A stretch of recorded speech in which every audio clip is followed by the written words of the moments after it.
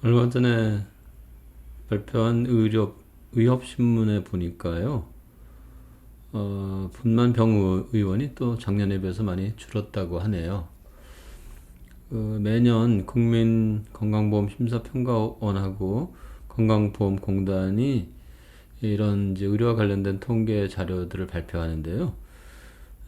지난 12일 날에 2019년 건강보험 통계 연보를 발표했는데 거기에 따르면 지난해 분만을 실시한 의료기관이 또 줄어서 2018년도 567곳이었는데 2019년도에는 541곳으로 좀 줄었다고 합니다.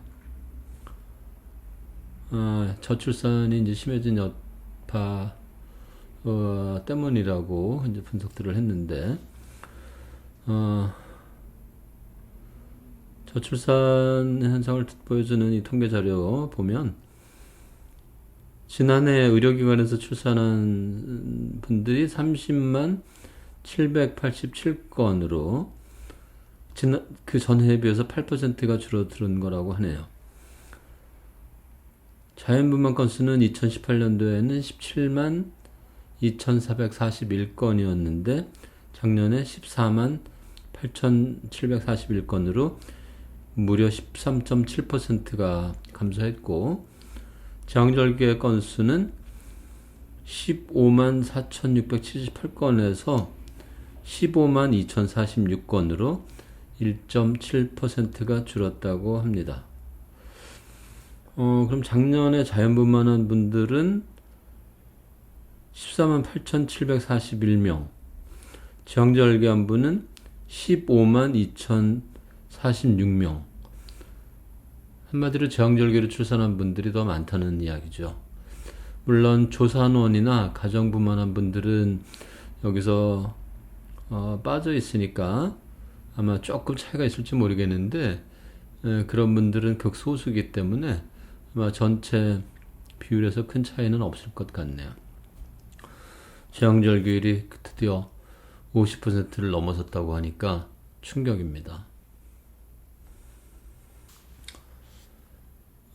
다른 국가들은 어떤가 제왕절개율에 대해서 살펴보면은요. 한국 모자보건 통계집이라고 하는 이 책자에 실려있는 내용을 잠시 읽어드릴 텐데요. 이 자료집에 있는 거는 2015년도께 마지막 자료라서 그것을 읽어드리도록 하겠습니다. 2015년도에 우리나라 제왕절개율은 38% 정도였고요. 제일 제왕절개율이 높은 나라가 터키로 53.1%였어요. 터키는 벌써 2013년도부터 50%가 넘어서 OECD 국가 중에 그러니까 전 세계 국가라고 해도 무방하겠죠. 가장 높은 제왕절개율을 보이는 국가였던 것으로 나옵니다.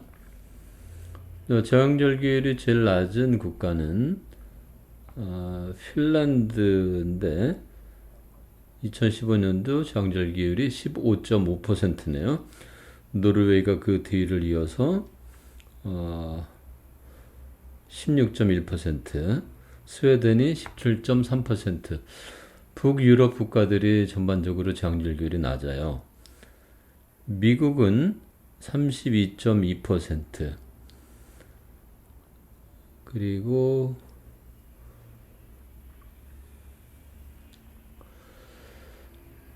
우리 옆에 있는 일본 데이터가 자료집에는 없네요. 어쨌든 OECD 전체 평균은 27.7%였어요. 이것에 비해서 우리나라는 좀 중간보다 높은 편이네요.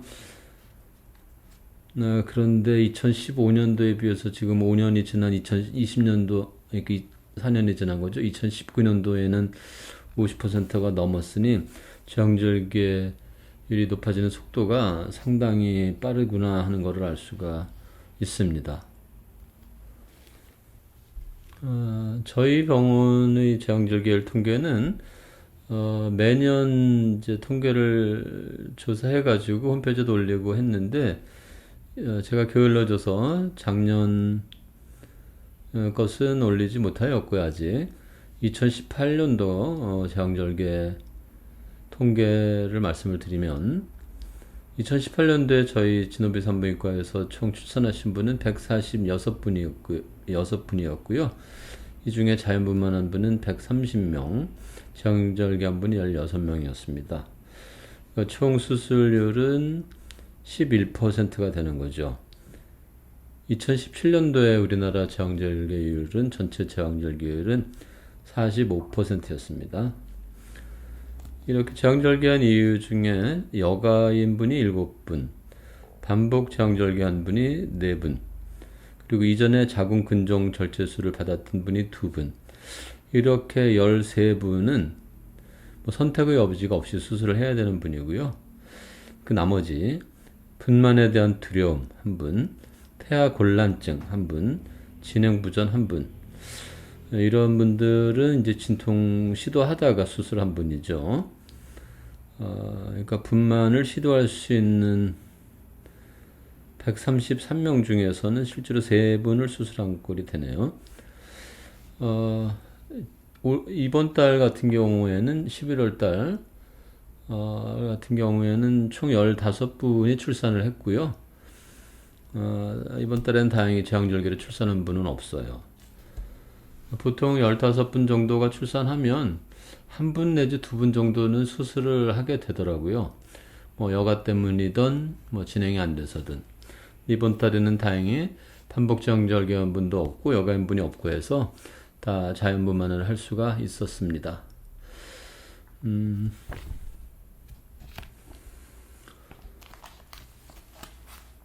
아기하고 산모도 모두 건강해서 다행이라고 생각을 합니다. 제왕절개하고 자연분만하고는 여러 가지 점에서 차이가 있는데요. 일단 제일 크게 차이가 나는 것은 출혈량에 있어서 차이입니다. 자연분만의 경우에는 보통 200에서 300ml 정도의 출혈이 있는데, 출산 과정 동안에요. 제왕절개의 경우에는 그 2배 정도 되는 양의 출혈이 있습니다. 보통 우리가 헌혈할 때 쓰는 헌혈하신 분은 알겠지만 한 파인트라고 해서 이렇게 비닐팩 하나 있죠. 수혈할 때도 쓰는 팩 같은 팩인데 그 팩의 용량이 400ml입니다. 그러니까 자연분만 때는 그 400ml 정도 이하의 출혈량이 있는 게 보통이고요. 500ml 이상이 있는 걸 과다출혈이라고 합니다. 제왕절개 때는 이 2배 이상 되는 것이 일반적이고, 때에 따라서는 동맥 혈관이 파손된다든가 하는 경우에는 굉장히 많은 출혈이 동반될 수가 있어서 출혈과 관련된 위험성 또는 합병증이 제왕절개 때는 훨씬 더 높습니다. 두 번째는 수술이기 때문에 제왕절개는 흉터가 어쩔 수 없이 남게 됩니다. 자연분만 때는 회음부 절개를 할 수도 있고 안 할 수도 있는데, 회음부 절개를 하거나 또는 자연적 파열이 돼서 봉합하더라도 보통 5cm 안팎의 아주 작은 상처인데 반해서 제왕절개를 할 때는 아기 머리와 몸통이 나와야 되기 때문에 보통 15cm 이상 복부를 절개를 해야 됩니다. 비만한 분들이나 아기가 큰 경우에는 25cm까지도 상당히 넓게 절개를 해야 하는 경우도 있습니다. 물론 다른 일반 외과 수술과 달리 이제 횡절개라고 해서 이렇게 횡으로 이렇게 옆으로죠 절개를 하기 때문에 팬티 라인에 가려지도록 하기 때문에 바깥에서 잘 보이진 않을 수 있는데, 그래도 그 하복부에 그렇게 큰 상처를 남기게 된다는 것은 여성의 입장에서, 미용을 생각하는 여성의 입장에서 그렇게 달가운 일은 아니죠. 이게 수술 상처뿐만이 아니고 회복 기간에 있어서도 자연분만 때와 제왕절개는 차이가 많이 납니다. 저희 병원의 경우에도 자연분만 하면은 보통 분만실에서 3층, 분만실에서 4층으로 보통 한두 시간 뒤에는 그냥 움직여서 올라옵니다, 스스로. 그러나 제왕절개를 한 경우에는 그렇게 수술 끝나고 한두 시간 만에 일어나서 움직이고 할 수가 없죠. 보통 하루 정도는 지나야지 움직일 수가 있습니다. 전체 회복 과정도 자연분만에 비해서 제왕절개는 한 2배 가까이 늦어진다고 생각을 해야 되는 게 일반적입니다. 경제적인 점에서도 차이가 나는데 자연분만보다 제왕절개의 경우에는 의료 비용이 훨씬 더 듭니다. 병원마다 다 다르기 때문에 병실료라든가 그런 일반 수가가 차이가 있기 때문에 다 다르기 때문에 다 똑같진 않지만 보통 본인 부담 금액이 한 2배에서 작으면 2배에서 많으면 한 4배까지도 차이가 날 수 있어서 경제적 부담도 제왕절개 때가 훨씬 더 심하다고 크다고 말할 수 있습니다. 제왕절개를 하게 되면 또 다른 문제가 당장 임신 때는 아니지만 다음 출산 때 또 제왕절개를 해야 된다는 점이 있습니다. V100이라고 해서 제왕절개 후 자연분만을 시도하는 병원도 있지만 아직 일반적인 게 아니기 때문에 첫 아기를 제왕절개하면 둘째 아기도 제왕절개를 하는 것으로 보통 그렇게 알고 계시면 됩니다. 이런 점 때문에 또 제왕절개를 많이 늘어나게 되는 거죠. 제왕절개가 가진 장점이라고 하면 하나뿐인데 오랜 진통 시간을 겪지 않아도 되고 아기를 빨리 출산시킬 수 있다는 것입니다. 그래서 이제 아기가 위험한 지경에 있거나 심박동이 떨어진다든지 또는 산모가 출혈 등이 있어서 위험한 지경에 있거나 할 때는 즉시 출산을 해야 되기 때문에 제왕절개를 함으로써 아기와 산모의 건강과 생명을 구할 수가 있는 겁니다. 이런 제왕절개는 그러니까 아기 입장에서 빠른 출산을 시도할 수 있어서 안전하다는 점. 이제 보통의 경우가 그렇다는 건 아니고 이제 이렇게 위험한 지경이 있을 때 얘기죠. 그런 경우나 여가처럼 이제 다리부터 아기가 나오게 될 경우에는 위험하니까 그런 경우를 미리 예방하기 위해서 탯줄 같은 게 이제 뭐 빠진다든가 그러게 되니까 제왕절개를 하는 경우도 있어서 제왕절개는 이제 불가피한 경우에는 꼭 필요한 수술인 것은 사실인데 이런 점을 제외한다면 상당히 자연분만에 비해서는 많은 단점을 가지고 있는 것이 사실입니다. 그렇다면 과거에는 그 30% 후반 불과 몇 년 전까지만 해도 30%, 38% 정도였던 것이 어떻게 몇 년 사이에 이렇게 50%를 넘어가는 수준이 되었는가 하는 점에 있어서는 여러 가지 요인이 있는데요. 사실 전 세계적으로 제왕절개 수술률은 높아지고 있는 것이 사실입니다.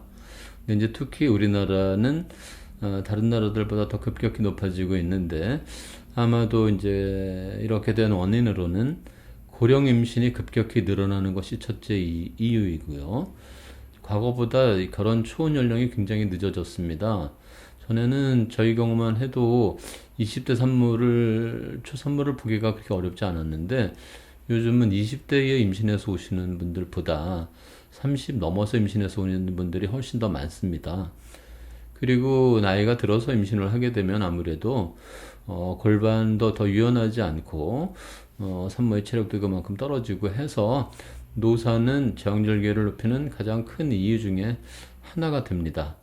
물론 여기서 말하는 노산이라는 건 35세 이전의 출산을 말하는 것인데 35세 이후의 출산을 말하는 것인데 35세 이후 출산이 상당히 비중이 높아지고 있는 것이 수술률을 높이는 결정적 이유가 되고 있습니다. 또 하나는 과거에는 아이들을 뭐 3명도 낳고 뭐 적어도 2명 정도 낳는 분들이 많았는데 지금 합계 출산율이 1도 안 된다고 할 정도로 한 자녀 가정이 많습니다. 그러니까 아이를 한 명만 낳고 말게 되니까 더 아기에 대해서 그만큼 더 소중하게 생각하게 되고 건강에 대해서도 관심이 크기 때문에 좀 더 아기를 위해서 안전하다고 생각하는 제왕절개를 선호하게 되는 경향이 있습니다. 또 하나는 제 생각인데 무턱마취의 도입도 제왕절개를 높인 원인 중에 하나라고 할 수 있습니다. 무턱마취는 원래 용어는 진통경감 경막의 마취라고 하는 건데 척추에 마취를 해서 진통을 좀 줄여주는 그런 마취 방법입니다. 10년 전만 해도 무턱마취가 그렇게 많지 않았었고, 또 그렇게 된다는 본인들이 자가 비용을 부담을 해서 10만 원이나 20만 원 정도 비용을 냈어야 되는데, 그게 이제 의료 급여가 되면서 본인 부담이 없게 되니까 경제적으로 부담이 없기 때문에 더 선호하게 되는 것도 있는 것 같은데, 그런 무턱마취 사례들이 상당히 많이 늘어나면서 제왕절개율이 어쩔 수 없이 늘어나는 점도 있습니다. 왜냐하면 마취라는 것이 통증만 없애는 것이 아니라 운동신경도 일부 손상을 주기 때문에 힘주기 과정에서 그만큼 더 효율성이 떨어지게 되니까 아무래도 자연분만율이 떨어질 수밖에 없습니다. 그 외에도 여러 가지 뭐 의료 초음파라든가 뭐 태동검사 같은 의료 기술의 발달도 아기 건강을 조속히 진단해서 조치하게 되니까 제왕절개율이 높아졌다고 하는 이야기도 있고 해서 다양한 원인들이 개입이 되어 있는데, 제가 보기에는 그 세 가지 이제 노산이 많아진 점, 그리고 자녀들을 낳는 숫자가 줄어든 점, 그다음에 무턱마취의 도입이 아마도 가장 큰 이유가 아닐까 생각을 합니다. 물론 이제 이렇게 이제 이런 점 외에도 이제 방어적 진료라고 해서 이제 분쟁에 휘말리게 되면은 그만큼 병원으로서도 타격이 크기 때문에 그런 분쟁을 피해가기 위한 의사들의 그런 어떤 태도 변화랄까요? 이런 것도 영향이 없지 않은데, 그건 아까 말한 이제 한 자녀를 낳게 되면서 아기 건강에 대해서 더 그만큼 관심이 높아졌기 때문인 점하고도 관계가 있는데, 과거에는 분쟁의 율이 그렇게 높지도 않았고, 분쟁이 되더라도 경제적 배상의 액수가 그렇게 높지 않았었는데, 이제 최근으로 들어오면서 점점 분쟁의 비율도 높아지고, 일단 의료의 과실이 어느 정도라도 인정이 되게 되면 배상 액수가 상당히 높은 수준에서 책정이 되기 때문에 병원을 운영하는 의사 입장에서는 굉장히 부담스러운 것이 사실입니다. 그래서 그런 분쟁에 휘말리는 경우를 피하기 위해서 자연분만보다 제왕절개를 어쩔 수 없이 더 선호하게 되는 경향도 있습니다. 제왕절개는 이렇게 단점과 장점을 가지고 있으면서 여러 가지 요인에 의해서 늘어나고 있는데, 하여튼 자연분만보다는 어쨌든 더 여러 가지 점에서도 나은 분만법이라고 할 수는 없기 때문에 줄이기 위한 의사 또 산모 국가의 노력이 필요하다고 생각을 합니다. 모든 과학의 발전에는 그로 인해서 얻는 득이 있고 그것으로 인해서 감수해야 되는 손해가 있습니다. 과거 걸어다니던 아주 오래된 시절에는 사람이 탈 것, 뭐 마차나 자전거, 자동차, 뭐 기차 이런 탈 것이 없던 시대에는 걸어서 다녔기 때문에 뭐 지금과 같은 교통사고라는 것은 없었죠. 반면에 지금은 여러 탈 것들이 생겨나면서 한 해 사망하는 교통사고 환자도 아주 적지 않은 수준으로 알고 있는데요. 이렇게 자동차, 탈 것과 같은 자동차들이 개발이 되면서 편리함과 또 빠르게 이동할 수 있다는 장점이 생겼지만, 반면에 그 사고로 인한 문제들, 그리고 또 이 운동을 상대적으로 덜하게 되는 데서 오는 운동 부족으로 인한 건강상의 손해 등, 이런 꼭 자동차를 예로 들었지만 모든 이런 과학적 발전에는 장점과 단점이 함께 있다는 점을 잊지 말아야 됩니다. 제왕절개도 그렇고 무턱마취도 그렇고 그것으로 인해서 얻을 수 있는 장점도 적지 않습니다. 제왕절개야말로 그것이 없었다면 건강과 생명을 잃었을 수많은 아기와 산모들이 있습니다. 지금까지 발견이라고 해야 되나요? 발전이라고 해야 되나요? 의료 기술 중에서 제왕절개만큼 획기적으로 산모아기 건강을 올린 것도 사실 거의 없습니다. 반면에 이런 것이 주는 단점, 아까 말씀드린 그런 것들을 감안해서 꼭 필요한 경우로 제한을 해서 사용을 해야 되는데, 그렇지 않고 다 남용을 하게 되면 그것이 주는 손해 못지않게 부작용도 그만큼 더 커지게 된다는 것입니다.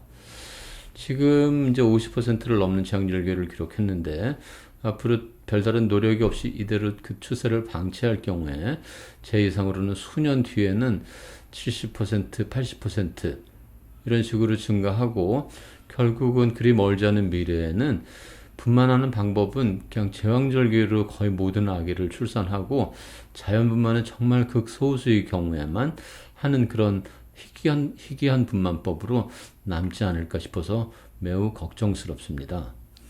무통마취도 통증을 없애주는 아주 좋은 마취법 중에 하나지만은 하복부 수술에 일반적으로 사용되는 것과 다르게 분만에 사용하는 것은 여러 가지를 고려해서 신중하게 판단을 해야 되는데 경제적 부담도 없는 데다가 분만에 따르는 그 끔찍하게 느껴지는 통증을 피해갈 수 있다는 생각에서 상당히 많은 산모들이 선택을 하고 있는 것이 사실입니다. 장점만 있다면 좋지만 말씀드린 대로 장점만 있는 발전은 없기 때문에 항상 그 득과 실을 잘 감안해서 득은 최대한도로 취하고 실은 최소한도로 줄이기 위해서 어떤 노력을 기울여야 해야 되는지 정말 고민을 하고 방법을 찾아보고 하는 노력을 게을리해서는 안 될 것입니다. 산부인과에 종사하는 의사로서 모든 산모들의 건강한 순산을 돕고 싶어하는 것은 저도 그렇고 저를 포함한 다른 많은 의사들, 거의 대부분 의사들은 다 같은 생각일 것입니다. 다만 여러 가지 이제 제도의 미비한 점들이라든가 추세의 변화라든가 이런 것 때문에 원치 않는 방향으로 진행이 되는 것들도 있습니다. 저출산만 하더라도 뭐 그것이 꼭 바람직하냐 아니냐 하는 것은 제가 사회학자가 아니기 때문에 여기서 논할 수 있는 일이 아니고 제가 산부인과 의사를 하기로 결정한 30년 전만 해도 이렇게 저출산이 이렇게 문제가 돼서 병원 운영을 걱정해야 되고 그리고 분만 병원이 줄어들어 가지고 점점점 사라지고 있는 분야, 사라지고 있는 과가 될 거라고는 정말 생각을 못했습니다. 그런데 여러 가지 이제 사회 현상하고 맞물려서 결국 저출산이 상당히 심각한 나라가 되었죠, 우리나라가. 제왕절개율도 아무래도 좀 높아지겠구나 생각은 했었지만 지금처럼 이렇게 급격하게 많이 높아질 거라고는 역시 예상하지를 못했습니다. 그래서 미처 예상하지 못한 이런 것들도 있긴 한데 이런 현상을 앞에 두고 산부인과 의사로서 어떤 대응을 고민해 봐야 되고 어떻게 해 나가야 되는지 항상 궁리도 하고 고민도 하고 하지만 무엇보다 중요한 것은 어떤 한 개인 의사의 노력보다는 이 제도적인 뒷받침이 꼭 필요하다는 것입니다. 제왕절개 수술만 해도 저희 같은 병원 같은 경우는 10%도 안 되는 낮은 비율이지만 어느 병원은 뭐 70%도 넘는 병원도 있고 해서 격차가 상당히 심합니다. 이런 것이 의사 한 개인의 어떤 노력으로 게 맡겨져서 해결이 된다고 한다면 이건 문제이고 시스템적으로 어떤 보완이 되어서 이런 차이가 발생하지 않도록 그래서 국가 전체적으로는 적정 수준의 제왕절개율이 유지되도록 하는 것이 중요합니다. WHO에서 권장한 적정 제왕절개율은 10%에서 20%로 20% 이하로 유지하는 것이 바람직하다 이렇게 이야기를 하고 있습니다. 그것에 비춰보면 우리나라는 지나치게 높은 수술률인 것은 사실이죠. 그래서 국가 의료 정책을 담당하는 국가 공무원들이나 여러 가지 의학자들이나 우리 의사들 모두 사회의 식자층들이 함께 고민을 해서 제도를 찾고 그것을 이뤄나가는 쪽으로 노력을 해야 된다고 봅니다. 내년에는 또 얼마만큼의 수술률을 기록하게 될지는 모르겠는데 이제 올해 통계는 내년 이제 중반쯤이나 돼야 이제 나올 텐데요. 아무래도 더 올라가면 올라가지 떨어져 있을 것 같지는 않습니다. 임신해 있는 분들에게 걱정을 끼쳐드리려고 해서 하는 말씀은 아니고 이런 현상이 앞으로 점점 개선되었으면 좋겠다 하는 마음에서 간단하게 제왕절개율의 현상과 그 원인에 대해서 간단히 말씀드려 보았습니다. 시청해 주셔서 감사합니다.